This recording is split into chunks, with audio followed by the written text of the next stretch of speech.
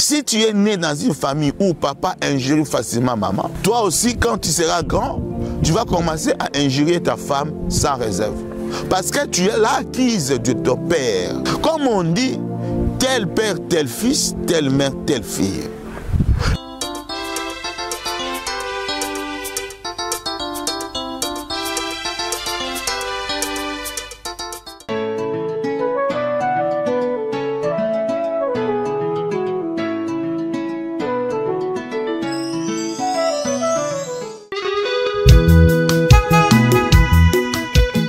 Chers frères en Christ, chers couples, chers mariés, chers futurs mariés, le peuple de Dieu, nous sommes dans la joie immense d'être encore devant vous, de vous tenir compagnie. Et je vous dis merci également de nous permettre d'entrer dans vos maisons. Et nous remercions également notre Seigneur qui nous a donné cette opportunité et qui vous a donné aussi cette opportunité de nous suivre. Mariage pour la vie, c'est un programme du ministère chrétien mariage et famille. Et le ministère chrétien, c'est un pilier qui te permet de comprendre toutes les réalités liées au mariage et liées à la famille. Je l'ai toujours dit, frères et sœurs, le mariage, c'est une science. Le mariage, ce n'est pas quelque chose dont tout le monde a la facilité d'avoir toutes les connaissances. Le mariage, c'est un mystère. Le mariage, c'est la première institution que Dieu a investie, Dieu a créée, Dieu a mise en place pour que le reste de la création puisse vivre et survivre jusqu'à l'éternité. Le mariage, ce n'est pas quelque chose qui est lié aux hommes et aux femmes immatures. Le mariage est réservé aux hommes et aux femmes matures. Parce que le mariage, c'est le seul domaine ou la seule institution que le diable combat avec toutes les énergies possibles. Le diable met toutes les stratégies pour détruire les mariages, diluer cette relation pour que le mariage devienne quelque chose d'inutile. Parce que le diable connaît la force du mariage. Frères et sœurs en Christ, nous sommes dans la joie parce que Dieu nous a donné cette lourde responsabilité. Après un temps de formation, d'enseignement, de manière personnelle, Dieu nous a beaucoup révélé, nous a beaucoup orienté pour que le mariage soit encadré, pour que le mariage soit affermi. Le mariage, c'est une connaissance continue. Que tu sois adulte, que tu sois nouveau dans ce domaine du mariage, tu es appelé à continuer à apprendre, à continuer à être formé. Parce que l'homme, il est complexe. L'homme, c'est un esprit. Tu ne peux pas contenir l'homme. L'homme peut aimer quelque chose le matin, mais tu lui donnes la même chose les après-midi, il refuse. Parce que l'homme, c'est un phénomène. L'homme, c'est un esprit. L'homme est assujetti, dépend des esprits. Voilà pourquoi je l'ai toujours dit, toute personne qui vit sur la terre dépend, n'est-ce pas, des esprits. Parce que l'esprit influence le comportement de l'homme. Frères et sœurs, le mariage, c'est une immensité, un mystère grand, profond, qui parfois dépasse notre attendement, dépasse notre conception de la vie, dépasse notre conception de voir les choses. Moi, c'est pasteur Michaud Olenga. Je suis pasteur, responsable du ministère chrétien mariage et famille. Je suis également coach conjugal, coach familial. Dieu nous a donné toutes les connaissances pour que nous puissions vous aider, vous accompagner, vous conseiller, vous orienter afin que vous puissiez réussir dans votre mariage. Réussir dans le mariage, ce n'est pas lié au nombre des enfants que vous avez. Ce n'est pas lié à votre longévité dans le mariage. Non. Réussir le mariage, c'est vivre heureux dans son mariage. C'est vivre, n'est-ce pas, la joie immense, profonde, la joie intérieure, la joie extérieure dans ton mariage. C'est-à-dire réunir toutes les conditions possibles pour avoir un mariage convenable. Un mariage qui fera du bien, qui va impacter les autres. Aujourd'hui, beaucoup de personnes se posent des questions sur leur mariage, sur leurs partenaires, sur leurs femmes, sur leurs hommes. Ils se posent des questions. Est-ce que vraiment c'est l'homme que moi j'ai épousé? Est-ce que c'est la femme que j'ai épousée? Oui, c'est cet homme-là. Mais tu n'as pas compris que l'homme, il a il est dynamique. C'est-à-dire, l'homme n'est pas saisissable. Il faut comprendre tous les secrets possibles pour maîtriser les méandres de l'homme et de la femme. Frères et sœurs, la fois passée, nous avions commencé un thème important dont nous avions intitulé « Les choses qui détruisent le mariage ». Il y a des choses qui détruisent le mariage à petit feu. Tu ne vas pas les constater, mais ça va te surprendre. Frères et sœurs, ce sont ces petites choses-là, ce sont ces détails-là dans lesquels le diable se cache pour détruire à petit feu, petit à petit, les fondations qui donnent la vie à votre mariage. Ce sont les détails qui sont toujours souterrains. Ce n'est pas visible, mais ça va te surprendre. Quand ça devient visible, ça frappe directement et tu commences à avoir des difficultés, des revers sérieux dans ta vie de couple, dans ton mariage. Tu vas voir quelqu'un, tout marchait bien. Un homme, une femme qui t'appelait chérie, mon bébé, mon chou. Mais après, ça disparaît dans ses vocabulaires. Il ne t'appelle plus mon bébé, il ne t'appelle plus mon chéri, ma chérie. Ça devient lourde. Ça devient très lourde pour prononcer. Pourquoi? Parce que la destruction est déjà à la porte.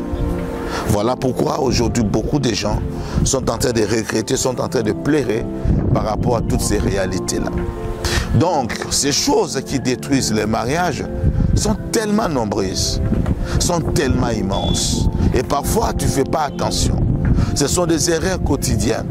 Ce sont des erreurs du comportement. Et ces erreurs s'érigent à un défaut. Et les défauts, quand ça atteint la maturité, ça vient casser, ça vient détruire les couples, l'harmonie. Ça vient diluer l'amour. L'amour part parce que le cœur est occupé par l'amertume, par la déception de l'autre. Et aujourd'hui, beaucoup de couples, beaucoup de familles sont victimes de toutes ces réalités dont nous sommes en train de décortiquer par la vertu du Saint-Esprit. Le premier détail ou la première chose qui détruisent les mariages, nous l'avons dit, c'est le manque du respect. Le manque du respect détruit beaucoup de mariages. Parce que le manque de respect apporte tout un cortège de problèmes. Tout un cortège de réalités qui sont liées à notre caractère, à notre culture, à notre éducation, à notre manière d'être et notre manière de faire. Beaucoup de personnes, frères et sœurs, ne comprennent pas les enjeux de la vie. Le mariage, comme je l'ai dit, ce n'est pas une histoire, tu cherches l'argent, tu dotes ta femme pour nous les Africains. Tu vas à la commune, tu officialises les mariages. Ça, c'est l'aspect protocolaire du mariage. Ça, c'est l'aspect forme du mariage. Mais le mariage est dans le fond. Le mariage est lié au caractère, est lié à l'intérieur.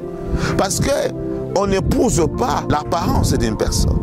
On n'épouse pas la taille d'un homme, ni la taille d'une femme. On n'épouse pas l'apparence d'une femme. On n'épouse pas l'apparence d'un homme. On épouse les cœurs de l'homme. On épouse les cœurs de la femme. Et quand on dit les cœurs, liés au caractère, liés à notre attitude, liés à notre comportement. Parce que le mariage, c'est le lieu d'épanouissement. Le mariage, c'est le lieu de développement. Le mariage, c'est le lieu où on est ensemble pour concevoir et mettre sur le pied des projets, des programmes adaptés pour la croissance de notre famille, pour la postérité, pour notre postérité. Qu'est-ce que nous allons laisser à nos enfants? Parce que les parents doivent concevoir des projets. Et quand vous êtes dans des problèmes, quand est-ce que vous allez se mettre ensemble pour discuter de tel ou tel projet ou de tel programme pour l'avenir de votre mariage, de votre famille, de votre couple? Aujourd'hui, frères et sœurs, beaucoup de gens sont en train de se poser des questions. Comment les choses n'avancent pas dans mon mariage? Les choses n'évoluent pas dans mon couple. Mais pourtant, quand on était encore au niveau des copinages, au niveau du fiançailles, ça promettait. Mais une fois qu'on est là-dedans, les choses se compliquent. C'est parce qu'il y a des réalités qui te dépassent. Et viens au niveau du ministère chrétien, mariage et famille, nous allons te révéler beaucoup de choses que tu ignores par rapport au mariage et par rapport à la famille. Le manque du respect est à 70% responsable de la destruction du mariage au travers du monde. Parce que le manque du respect est lié à l'éducation, est lié au comportement, est lié à notre ego, est lié à notre culture, est lié au milieu dans lequel tu es né, tu as grandi. C'est un facteur social ou sociologique, le manque de respect. Et aujourd'hui, beaucoup de gens transportent tout ce qu'ils ont acquis dans leur milieu dans le mariage, sans tenir compte que le mariage, c'est un monde à part. Le mariage, c'est quelque chose que tu conçois et tu commences à donner vie, donner corps. Le manque de respect rend aujourd'hui beaucoup de gens malheureux, beaucoup de personnes malheureuses, beaucoup de femmes malheureuses, beaucoup d'hommes malheureux. Frères et sœurs, nous allons prendre un cas qui va nous permettre d'évoluer. Là, nous prenons rapidement Esther, chapitre 1. Nous allons prendre le verset 10 jusqu'à 12. On nous dit ceci. Le 7e jour, comme les cœurs du roi étaient régis par le vin, il ordonna à Méouman, à Bista, Arbona, Bicta, à Bacta, Zétar et à Carcas, les 7 eunuques qui servaient devant le roi Assuérus, d'amener à sa présence la reine Vachi, avec la couronne royale, pour montrer sa beauté au peuple et aux grands, car elle était belle de figure. Mais la reine Vachi refusa de venir. Quand elle reçut par les eunuques l'ordre du roi, et le roi fut très irrité, il fut afflammé de colère. Voilà l'exemple simple, mais fort de signification. Ici, c'est un manque de respect terrible. À l'époque, les rois n'habitaient pas dans les mêmes appartements que la reine. La reine était enfermée dans ses appartements. Elle sortait rarement d'ailleurs, si seulement le roi l'invite. Mais ici, le roi Assuérus organise une grande fête. Parce qu'à cette époque, le royaume des Mèdes et des Perses, c'était la puissance mondiale à cette époque-là. Et le roi Assuérus, qui était le roi qui dirigeait plus de centaines de rois derrière lui, les royaumes étaient transformés en provinces qui dépendaient du roi Assuérus. Et ce roi va organiser une grande fête. Et il va profiter de cette fête pour présenter au peuple la reine et aussi à ses invités cette sublime femme. Mais regardez, frères et sœurs, cette femme qui était belle de figure comme la Bible la détaille, elle va confondre les choses. Elle va confondre les réalités.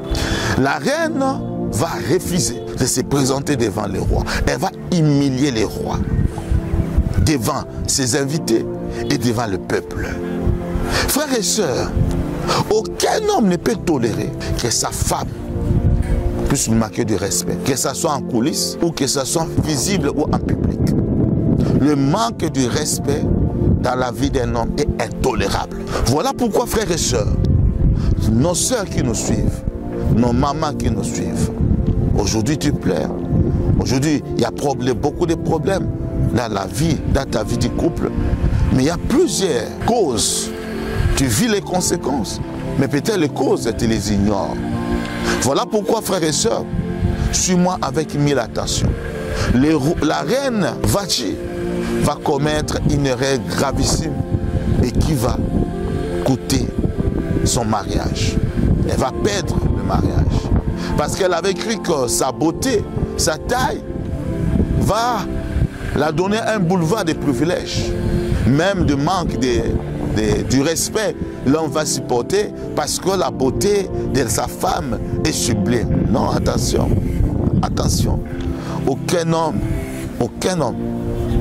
épouse la beauté. Aucun homme épouse la taille.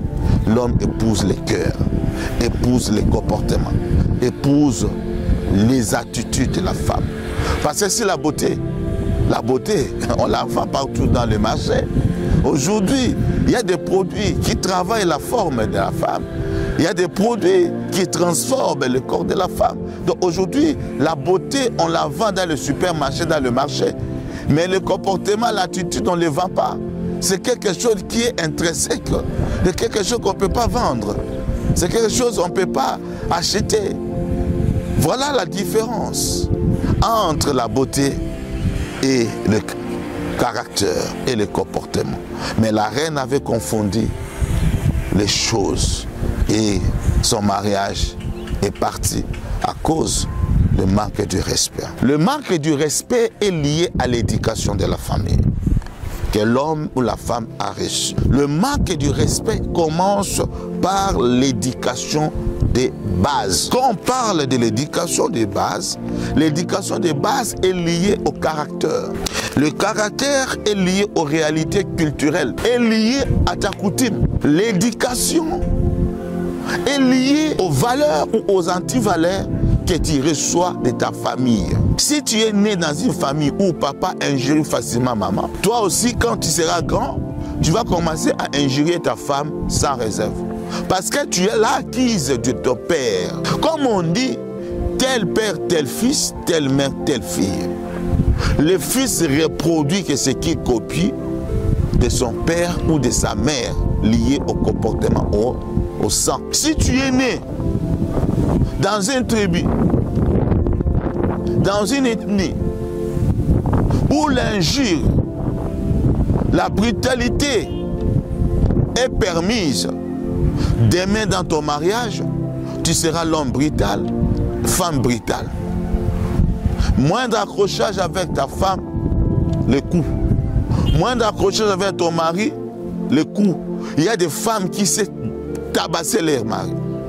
Moindre tout ça, elle saute sur le mari. Parce qu'elle est née dans cette réalité-là. L'éducation est liée au caractère.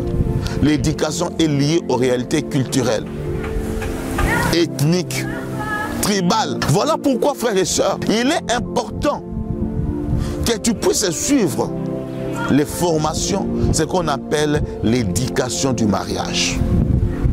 L'éducation du mariage vient pallier à tout ça. C'est pourquoi je l'ai toujours dit. Au Congo ou en Afrique, tout le monde est spécialiste pour parler du mariage. Tu vois, tu entres dans les réseaux sociaux, même une petite fille de 18 ans, elle vous parle du mariage, elle vous produit des conseils du mariage, elle n'a même pas l'expérience du mariage. Même si tu avais l'expérience du mariage, tu n'as pas les connaissances requises, adaptées, recommandées, pour commencer à parler patati patata du mariage. Tu commences à copier ce que tu reçois de gauche et de droite pour faire les vidéos et tu commences à être influenceuse. Frères et sœurs, voilà pourquoi il y a des dégâts. Aujourd'hui dans le monde, il y a plus de 60% des divorces lents et moins de 30% des mariages lents. C'est grave. Il y a peu de gens qui se marient, mais il y a beaucoup de gens qui divorcent. Quand vous faites les statistiques annuelles, vous allez constater que dans tous les pays du monde, le taux de divorce est plus élevé que le taux de mariés. C'est grave. Pourquoi? Parce qu'il y a un problème. Il y a un problème très profond que les hommes de Dieu, les spécialistes du mariage, doivent tous s'impliquer parce que le mariage est à danger. Les piliers qu'on appelle le mariage est à danger. Parce que si le mariage est à danger, la famille est aussi à danger. Parce que la famille est l'émanation du mariage. Quand tu as un homme qui est violent, un homme qui est impoli, c'est que cette impolitesse est liée à sa culture et parfois liée au milieu où il a grandi. Parfois liée même à l'éducation, mauvaise éducation qu'il a reçue dans sa famille. Si tu trouves une femme impolie, mal éduquée, c'est lié aussi de là où elle a grandi, de quelle famille elle est sortie. Voilà pourquoi le ministère chrétien mariage et famille met pour vous des piliers sérieux pour vous permettre de consolider votre mariage. Parce qu'avec notre programme éducation du mariage, nous allons nous encadrer. Parce que là, c'est la formation continue, c'est l'affermissement sur le mariage. Moi, je suis désolé. Vous allez voir quelqu'un, 2 mois, 1 mois avant son mariage, oh, je vais suivre les formations sur le mariage. Ce sont des bêtises. Quelle formation qu'on peut te donner de 2 mois, 3 mois sur le mariage? Ce sont des bêtises. Toute personne qui a l'âge de se marier doit apprendre, doit comprendre et connaître l'éducation du mariage. Parce que tu seras condamné de se marier. Il ne faut pas attendre 2 mois, 1 mois pour aller voir un centre, aller chercher un parrain qui n'a même pas la connaissance. Il va vous dire quoi? Le parrain va te dire quoi? Avec ce phénomène parrain, il va te dire quoi? Aujourd'hui, parfois les gens, on va parler même du parrainage. Le parrainage n'est plus le parrainage de la raison, mais ça devient un parrainage de profit, un parrainage d'apparence. Il y a des gens avec leurs parents et leurs parrains, pardon, ils se sont vus seulement les jours du mariage, après plus jamais. Ça, c'est quel type de parrainage? Voilà le problème. C'est parmi les réalités que le pays africain, nos pays africains sont en train de souffrir. Voilà pourquoi, frères et sœurs, la reine Vati va manifester l'impolitesse. Mais quand on va plus loin, nous allons constater que c'était un problème lié à son éducation. Depuis la maison de son père, parce que tout le monde disait tu es belle, tu es jolie, elle a grandi avec cette attitude-là que tout le monde doit s'agenouiller devant elle parce qu'elle est belle, elle est jolie, elle a une belle taille. Voilà, certaines femmes grandissent comme ça parce que dans le quartier, dans sa famille, on dit oh, tu es très jolie, hein? Tu es très jolie, tu as une belle taille. Et elle grandit avec cette mentalité que tout le monde doit s'agenouiller devant elle. Et elle, quand elle fait des bêtises, elle croit que sa beauté va couvrir ses bêtises. Erreur fatale. Erreur fatale. Ton mari n'est pas ton père. Ta femme n'est pas ta mère. Il faut faire la différence. Voilà pourquoi, frères et sœurs, je l'ai dit, le premier élément qui détruit dans le manque du respect, c'est l'éducation de base reçu dans la famille. Ça joue un rôle à vie. Surtout quand tu ne connais pas le Seigneur, ça va te poursuivre comme un gibier. Parce que les lois de famille se transmettent dans nos vies par le sang. Tous les caractères mauvais ou bons de nos familles se transmettent par les liens du sang. Voilà pourquoi, quand tu t'es marié, tu vas faire quoi? Tu vas transporter ton caractère, ton comportement dans ton mariage, et cela va casser, va créer des cassures. Et après quelques temps, tu auras un problème très très sérieux dans ton mariage. Lisons rapidement Proverbe 8, 13. Nous lisons au nom de Jésus. On nous dit ceci: la crainte de l'Éternel, c'est la haine du mal, l'arrogance et l'orgueil, la voix du mal. Et la bouche perverse, voilà ce que je hais. Je réponds, la crainte de l'Éternel, c'est la haine du mal, l'arrogance et l'orgueil, la voix du mal. Et la bouche perverse, voilà ce que je hais. Voilà les caractéristiques qui accompagnent le manque du respect. Une personne qui pratique le manque du respect, il a un problème. Il a le problème des malbouches, la parole, l'arrogance. Ses paroles sont des perverses. Donc elle a un problème de langage. Elle manifeste le manque du respect d'abord par ses propos. Son attitude intérieure est remplie de l'orgueil, est remplie de malbouches. Parce que la Bible dit, c'est avec l'abondance du cœur que la bouche parle. Tout ce que tu exprimes est d'abord là-dedans, est lié à l'intérieur. C'est l'intérieur, quand est rempli, ça ouvre la bouche. Voilà pourquoi ici, le patriarche nous dit, la crainte de l'Éternel, c'est la haine du mal, l'arrogance et l'orgueil, la voix du mal et la bouche perverse, voilà ce que je hais. Même Dieu lui-même ne supporte pas une personne qui a des propos déplacés, des propos impolis. Frères et sœurs, comment tu réponds à ton mari? Comment tu réponds à ta femme? Quand vous discutez là, quelle est ton attitude? Quelle est l'intensité de ton langage? Parce que le manque du respect, c'est lié aussi au ton. Les tons que tu appliques, que tu emploies devant ton mari, devant ta femme. Si Dieu est mécontent de cette réalité, et a fortiori ton mari qui a un cœur, ton mari qui est une personne, frères et sœurs, regarde comment tu as gâché ton mariage par tes propos malsains, par ta bouche malsaine. Tu réponds à ton mari comme si tu répondais à ton petit frère, les cadets de ta famille. Même si les cadets de ta famille, le respect réciproque. Tu ne sais pas donner des réponses, tu ne sais pas répondre, tu ne sais pas parler. Et aujourd'hui tu pleures. Viens, nous sommes là pour vous. On va t'encadrer parce que nous avons un programme adapté, ce qu'on appelle l'éducation du mariage.